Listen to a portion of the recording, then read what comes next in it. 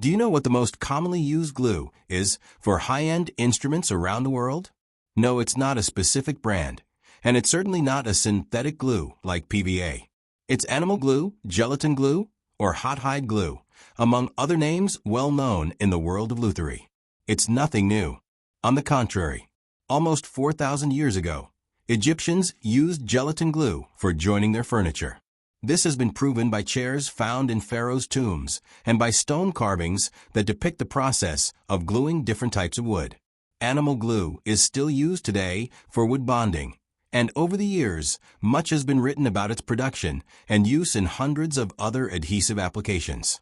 With the evolution of synthetic, ready-to-use adhesives, hide glue has taken on a smaller role in the industry, but has maintained an important part in the repair and restoration of antique furniture, the reproduction of period furniture, and the restoration, production, and repair of musical instruments, as well as countless other applications. Instrument makers have used hide glues for centuries, mainly because they were the only ones available until the last century. The glue can be produced from a variety of animal remains, bones, hooves, hides, and even fish parts.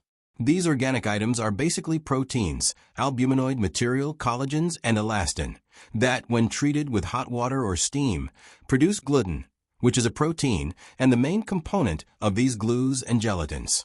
It can be used to join a wide range of materials, including wood.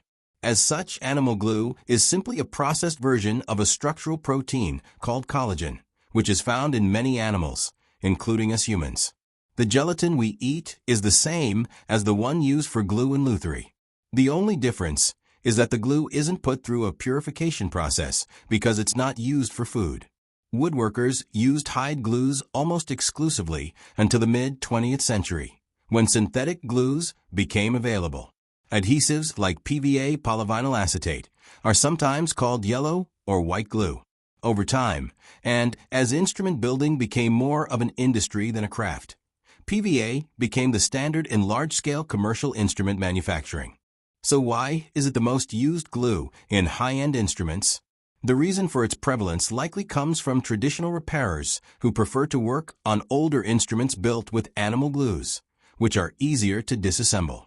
A distinct advantage is that, unlike PVA epoxies and superglues, hide glue can be easily released for repairs with heat and water. This is a real bonus for workshops specializing in neck resets, fretboard replacements, and all types of acoustic guitar and bowed string instrument repair.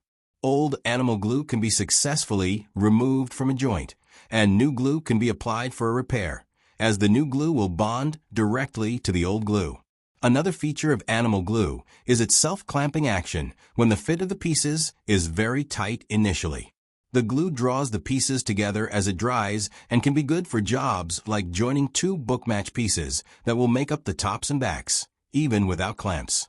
Since animal glue has a cellular structure similar to wood, it reinforces the belief of some luthiers that it encourages the transmission of vibration from one piece to another.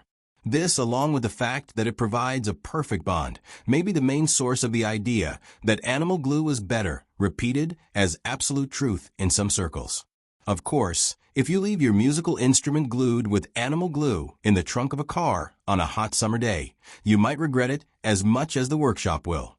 If your desire is to have a guitar to take to barbecues or a beach luau, your €25,000 luthier-built guitar isn't the best choice. It's better to bring that factory-made instrument with PU varnish and PVA glue. But be aware that even a factory instrument can undergo changes. At least the loss will be much less. As you can see, there are many benefits to each of these types of glue, and I haven't even gone into any discussion about epoxies or superglues, which are being used more and more frequently these days, especially by electric guitar manufacturers, along with so-called hybrid hide glues. The question remains, is the adhesive used in building a guitar a decisive factor? As much as I admire instruments made with old glues, I'm not sure that you or I would be able to tell the difference in a live show, especially when the signal is processed through a chain of pedals, modelers, and amplified cabinets. And if that particular guitar sounds wonderfully good, I can't say it was because of the glue. Now, if you believe that what affects the tone of a guitar, it is essential to pay attention to the type of glue on your instrument. After all, PVA glues are plastic, and for this reason, they absorb part of the vibrations produced in the instrument, acting as dampers, harming its sound performance. Joking aside, the use of PVA glues in high-end instruments in traditional lutherie, luthier-built acoustic instruments, is extremely rare due to the concern about interference with the instrument's vibrational response.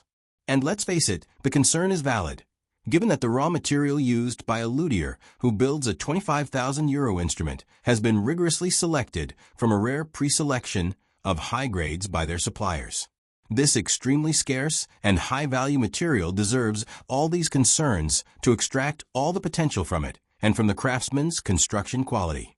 Incidentally, in addition to the glue, we will hardly ever see a high-end instrument with PU varnish for the same reasons. Now, returning to the world of guitars, where we have a Fender Stratocaster with its one-piece neck and 4-bolt joint. I don't think much glue is needed, do you? Thanks for watching. We hope you enjoyed the video. If you did, please consider subscribing to our channel, hitting the like button, and turning on notifications so you don't miss out on our future content.